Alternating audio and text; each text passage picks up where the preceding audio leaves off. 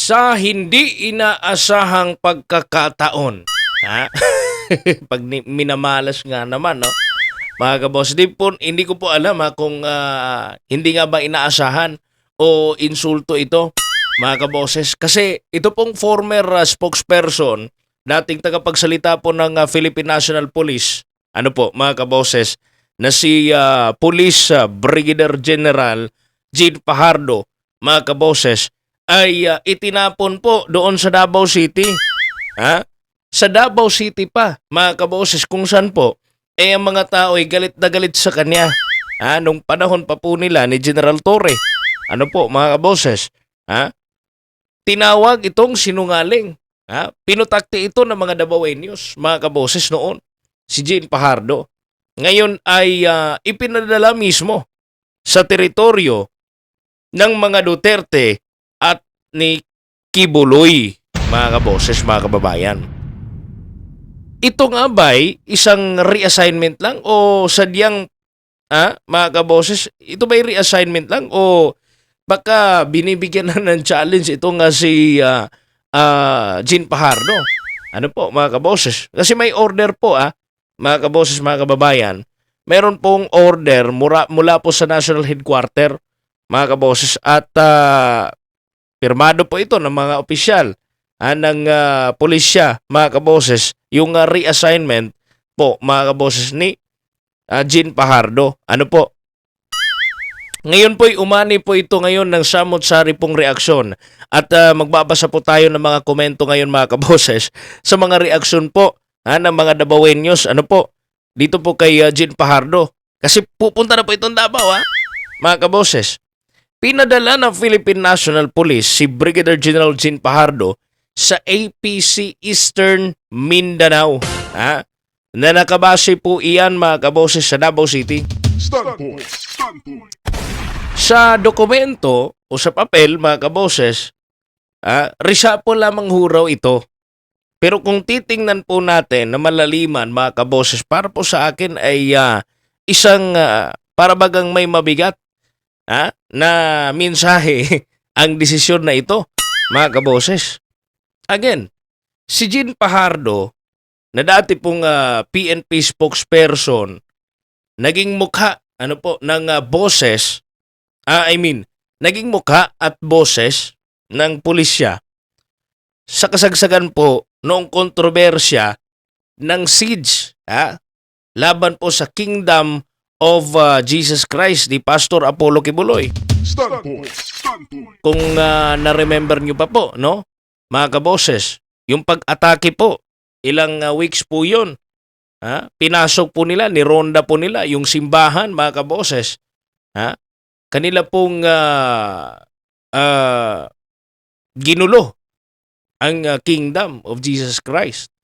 Sa loob po mismo yan na simbahan, mga kaboses. Habang nagdarasal, meron pang namatay doon, mga kaboses. At marami pong mga allegedly, mga kaboses, report na may nagtapon ng tear gas doon sa loob at agad naman po itong nilinaw ni Jean Fajardo kasi nga siya yung muka at boses, siya yung spokesperson ni Nicolas Torre III noon, mga kaboses, General Torre, nung nilusob nila ang Kingdom of Jesus Christ. Nilalabas nila, mga kabos, na wala at hindi nila pinapakinggan yung testimonya, mga kabos, ng mga taong nasa loob. Ano po? Standpoint. At halos po doon ay mga taga Davao yung naging biktima. Nagkagulo po yun, mga kabos, sa daan po dyan sa may buhangin, I think Davao City. Standpoint. Siya po ang nagsalita, nagdepensa, at naglinis po, mga kaboses, ng imahen po ng PNP sa mata po ng mga media. Habang marami ang nagsasabi na nilapastangan ang karapatan ng mga taga Davao. Standpoint. Basahin po muna natin, mga kabos, itong artikulo mula po sa Banat News. Mga kaboses, kasi natawa ako sa intro. Ano po? So narito po ang article mula po sa Banat News. Welcome to Sub-Saharan General Fajardo. The Philippine National Police has spoken. Police Brigadier General Jean Salvador Pajardo, former PNP spokesperson, is now officially reassigned to APC Eastern Mindanao headquartered in Davao City. On paper, it's a routine reshuffle. In reality, it's a transfer with teeth. Ha? For years, Pajardo stood at the podium in Camp Crame, delivering PNP's official line. To critics, she was a loyal mouthpiece. To supporters of Pastor Apollo Kibuloy and the Duterte clan, she was worse, a liar. Ayun. A liar, mga kaboses, who twisted narratives and downplayed controversies that touch their allies. Her words sparked online tirades, hashtags, and hate posts. A spokesperson caught in a crossfire of political feuds. Now, fate has a sense of humor. She has been sent to the Lion's Den, Davao City, the Duterte stronghold and the nerve center of Kibuloy's kingdom. Ayan. Her loyalty isn't just currency, it's survival. Every statement, every move will be scrutinized by a city that remembers lights and never forget betrayals. The irony is thick. Imagine being accused of lying about Davao's favorite son and then being assigned to guard their turf. It's like being branded an enemy of the court and then ordered to serve inside the palace walls. So, welcome to Davao, General Pajardo. May your stay be as pleasant as the critics you once faced behind a microphone. Here, the crowd doesn't just watch, it judges. And unlike a press conference, there's no walking away from the heat. Davao has always been the proving ground for police generals. Some lives with medals, others with scars. Fajardo's tenure here will answer one question. Can a former national spokesperson survive the local firestorm of Duterte country and Kibuloy's kingdom combined? One thing's for sure, this is no ordinary reassignment. It's a test of credibility in a city that believes it owns the world itself. Ayan. Galing po yan sa artikulo ng Banat News, mga kaboses, ha? Sa Facebook page po yan. Ano po? So magbabasa tayo ng mga komento. Ano po, mga kaboses? Kung ano ba yung, I'm sure yung mga nag-comment dito ay mga taga Davao.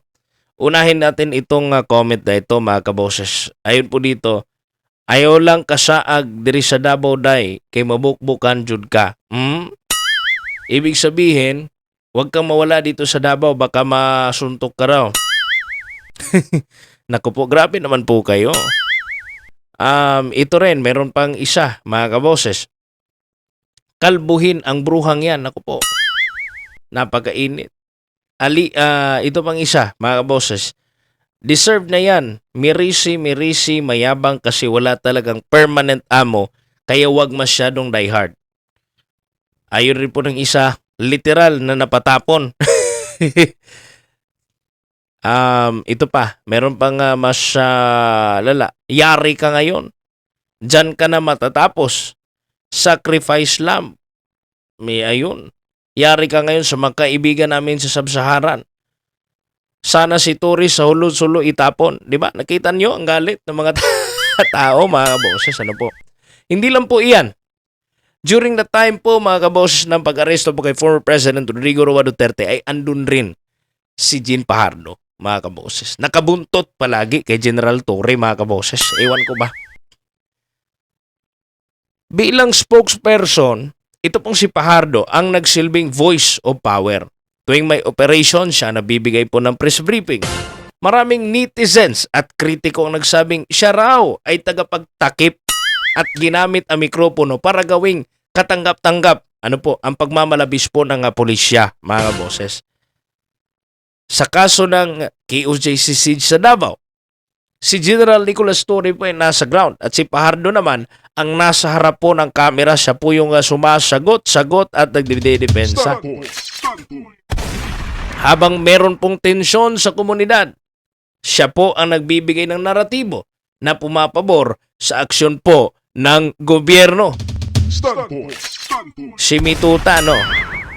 Para sa mga supporters ng mga Duterte at ni Pastor Apollo Kibuloy, isa lamang po ang tingin nila kay Jean Fajardo. Isang tagapagsalita na walang malasakit sa mga Dabawenyos. Ngayon, ironic po ang nangyari, ano po? Imbis na mailagay sa ibang assignment, siya mismo ang pinadala sa Davao. Ha? Ang sentro ng kapangyarihan ng mga Duterte at KOJC. Dito mga kaboses ay hindi lang siya basta police general. Siya po ay isang personalidad na may bitbit na mabigat na reputasyon. Alam niyo mga kaboses, mga kababayan, kahit anong gawin po ng ating gobyerno, hindi po talaga makakalimutan ang nakaraan. Ha? Para sa demokrasya, hindi po ganun kadali. Ang accountability, hindi po pwedeng ganun-ganun na lang. Mga kabos, baka akala nila nakalimutan na talaga ito si Jean Fajardo no? Ito po yung katanungan natin ngayon. Paano nga ba tatanggapin ng Davao si Jean Fajardo? Makakabawi ba siya ng tiwala o lalo lang lalala ang sugat ng mga nakaraan, mga kaboses? Para sa inyo, mga kabos, ano yung masasabi niyo regarding po sa napag-usapan natin ngayong araw? I-comment po ang inyong opinion at suggestion, reaksyon sa baba, mga kabos, sa ating comment section. Ha? At please, don't forget to like, share, and subscribe para mas marami pa po tayong mapag-usapan tungkol sa mga isyong may kinalaman sa politika, hustisya, at kinabukasan po ng ating bansa. Mga kaboses, mga kababayan, God bless po sa inyong lahat. Maraming salamat po sa iyong pakikinig. Until next episode po, mga kaboses. Ingat po kayo palagi kung saan po kayo naroroon. God bless po sa inyong lahat. At ako po, si Kaboses Wins, at kayo po'y nakikinig at nanunood dito sa Standpoint. Standpoint. Standpoint. With Kaboses Wins.